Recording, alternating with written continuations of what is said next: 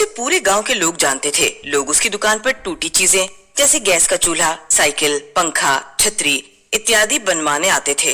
वो अपना काम बहुत ईमानदारी से करता था। एक दिन की बात है। अरे भाई राजू, कैसे हो? मैं ठीक हूँ घनश्याम, तुम बताओ कैसे चल रहा है? सब ठीक तो है? हाँ, सब ठीक है। और काम धंधा सब ठीक चल रहा है ना?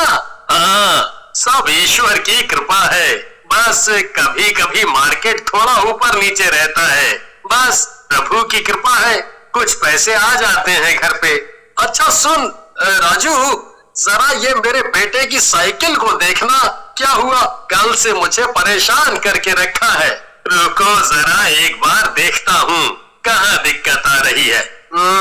अरे इसकी चेन में तो जंग लग गया है, इसीलिए लगता है कि ये ठीक से चल नहीं पा रही। चलो कोई बात नहीं, कल आ जाना शाम को, ठीक कर दूंगा तब तक। हाँ हाँ कोई बात नहीं, पर कल जरूर कर देना।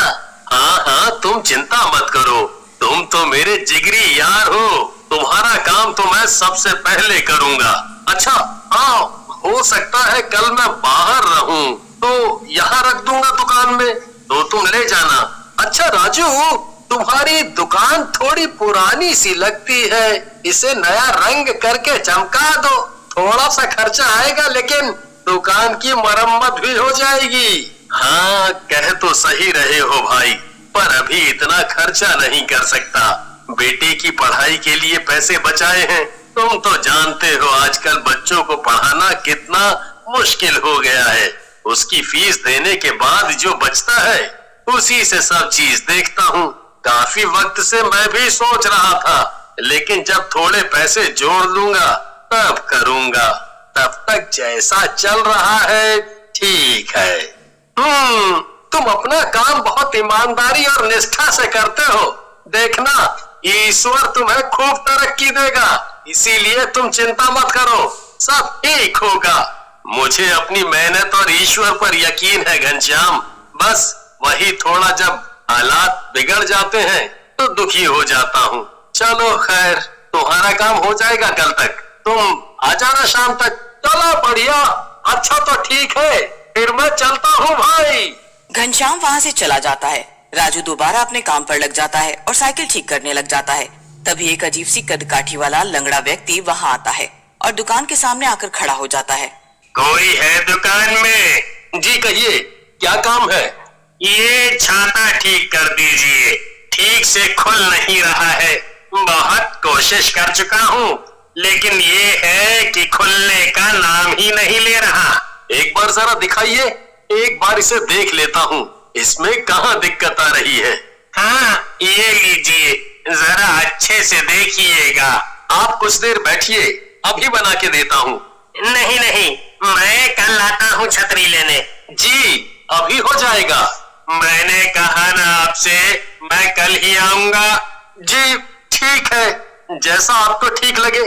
राजू को वो व्यक्ति और उसकी बातें थोड़ी अटपटी लगती हैं। वो सोचता है कि ऐसा भी क्या काम है जो थोड़ी देर रुक नहीं सकता, लेकिन फिर वो इस बात को नजरअंदाज कर देता है और अपने काम पे लौट जाता है। रात के समय वो अपनी दुकान बंद करके घर चला जाता है।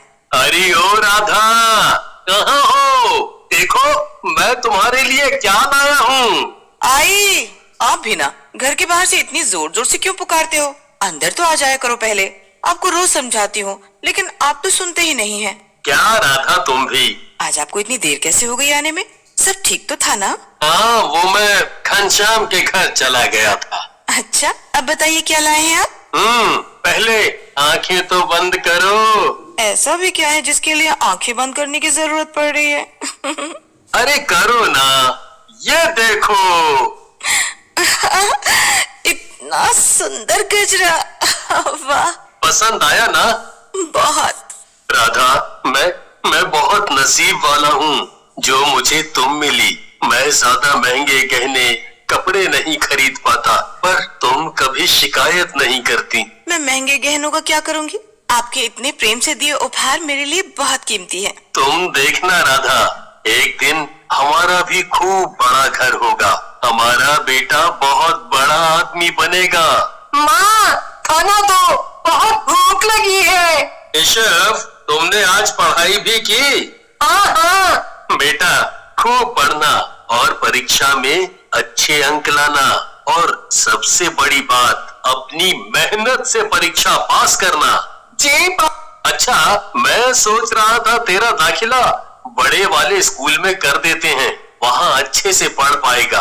हमने तो जैसे तैसे अपना जीवन बिता लिया, लेकिन मैं चाहता हूँ कि तुम थोड़ा अच्छी जगह पढ़ लोगे तो तुम्हारे लिए अच्छा होगा। आप इतना खर्चा कैसे उठाएंगे पापा? वैसे भी मैं यहाँ भी पढ़ ही तो रहा हूँ, इधर भी सब ठीक है। अच्छा चलो, जल्दी से खाना लगा दो, बहुत भूख लग रही है। आप रुकिए, मैं अभी लगा देती हूँ। अगले दिन फिर राजू अपनी दुकान के लिए निकल जाता है। राजू चलते चलते उसी छतरी वाले आदमी के बारे में सोचता रहता है। दुकान पर पहुंचकर वो सबसे पहले उसी छतरी को उठाकर देखता है। वो अजीब सा आदमी कौन रहा होगा? छतरी तो बिल्कुल ठीक है, फिर वो इसे मुझे क्यों पकड़ा गया? चलो, आज वो आदमी इसे लेने आएगा तो तब पूछता हूँ। पूरा दिन निकल जाता है पर कोई भी आदमी छतरी लेने नहीं आता। ऐसे ही बहुत दिन बीत गए। छतरी राजू की दुकान में ही पड़ी थी। एक दिन मनसुख, जो राजू से जलता था, वहाँ आता है। केवल बाहरी दिखावे के लिए वो राजू से अच्छे से बर्ताव करता था। अरे राजू, कैसे हो? हाँ, ठीक हूँ, तुम बताओ मनसुख। हाँ, मैं भी ठीक ही हूँ। अच्छा मनसुख, तुम कहीं जा रहे हो क्या? नहीं तो। अच्छा, मुझे एक बहुत जरूरी काम है, तब तक तुम मेरी दुकान में बैठ जाओगे? कोई आदमी आएगा छाता लेने, तो दे दोगे? हाँ हाँ, क्यों नहीं। राजू दुकान मनसुख के हवाले कर कुछ देर के लिए कहीं चला जाता है। राजू के जाने के बाद मनसुख राजू के भरोसे का फायदा उठाता है। ये राजू भी कितना बेवकूफ है, पूरी दुकान मेरे भरोसे छोड़ गया है। तभी एक ग्राहक आता है। जी नमस्ते, राजू भाई कहाँ है? वो कहीं काम से बाहर गया है। कहिए, क्या काम है? ये उनके पैसे देने रह गए थे, आप दे देंगे उन्हें? हाँ हाँ, क्यों नहीं, दीजिए। ग्राहक वहाँ से चला जाता है। मनसुख अपने मन में सोचने लगता है। एक काम करता हूँ, इन पैसों को छुपा देता हूँ। राजू को नहीं बताऊंगा कि कोई पैसे दे गया। कुछ समय बाद जब राजू वापस आता है। उफ, बहुत धूप है, मेरा तो दम निकल गया। हो गया काम जिसके लिए गए थे? हाँ, हो गया। कोई आया तो नहीं दुकान में? नहीं नहीं, कोई नहीं आया। छतरी लेने भी नहीं आया कोई क्या? कैसी छतरी? अरे ये छाता कब से दुकान में पड़ा हुआ है, कोई आता ही नहीं इसे लेने। अच्छा, त्योहार है, घर में नया फर्नीचर ले आते हैं। HDFC बैंक एक्सप्रेसवे आ गया है ना। अब इस त्योहार नो इंतजार, HDFC बैंक लाया है एक्सप्रेसवे, जहां मिलेंगे लोन्स, न्यू अकाउंट्स, कार्ड्स और उनके ऑफर्स भी झट से। अच्छा, तुम्हारा बहुत बहुत धन्यवाद। नहीं नहीं, उसकी कोई जरूरत नहीं। अच्छा, अब मैं चलता हूँ। अच्छा ठीक है। बाहर बहुत धूप हो रही है। ऐसा करो, ये छाता मुझे दे दो, मैं अगले दिन वापस कर दूंगा। हाँ, वैसे भी इसे लेने कोई आता नहीं। मनसुख वहाँ से छाता लेकर निकल पड़ता है। वो मन ही मन बहुत खुश होता है कि आज उसने झूठ बोलकर पैसे लिए हैं। तभी उसे बहुत ज्यादा गर्मी लगने लगती है। ये अचानक इतनी गर्मी क्यों बढ़ रही है? छाता है फिर भी। मनसुख को ऐसा लगता है जैसे उसके साथ कोई चल रहा हो। अचानक उसके कंधे पर किसी का हाथ आता है। मनसुख बहुत डर जाता है और डर के मारे छतरी को दूर फेंक देता है। ये सब क्या हो रहा है? कौन है यहाँ? अचानक छतरी से एक चुड़ैल बाहर निकलती है। उसे देखकर मनसुख के पसीने छूट जाते हैं।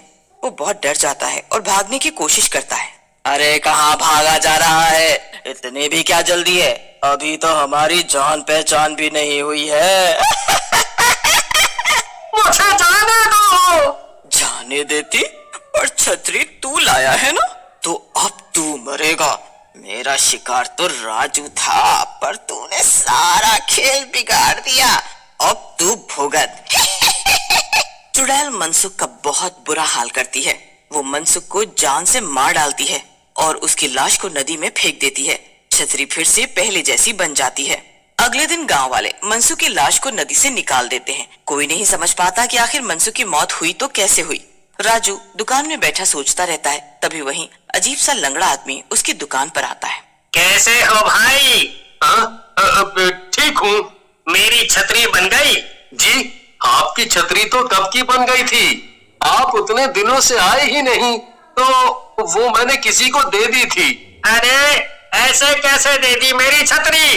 जरा देखो तो, यहीं कहीं होगी। ये कैसे हो सकता है? जब मैंने किसी और को दे दी थी तो। एक बार देखो तो सही।